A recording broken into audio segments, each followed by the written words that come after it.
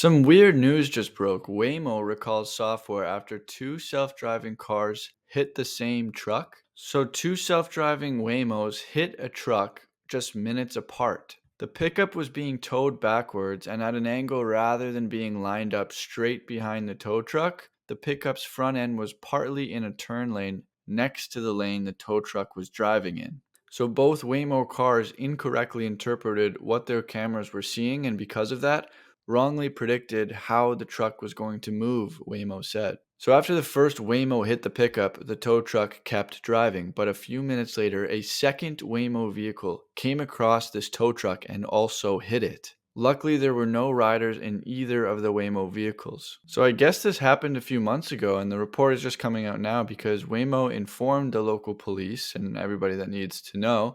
And then after researching what happened, they then changed the software and installed the update on all of its vehicles sometime between December and January. And while self driving cars continue to get pushed as being safer than human drivers, autonomous vehicles have had repeated incidents involving these edge cases or unusual situations. The article writes they are occurring with some frequency, but I want to remind everybody these are being written about because they are autonomous vehicle situations. How many people are hit by a car every day that's being driven by a human? Well, a lot. And we don't hear about it. But we're hearing about these edge cases because they get clicks. It's interesting as we try to transition to autonomous vehicles. First, we had Cruise drag a pedestrian 20 feet about a month ago, and then just yesterday, a Waymo hit a cyclist.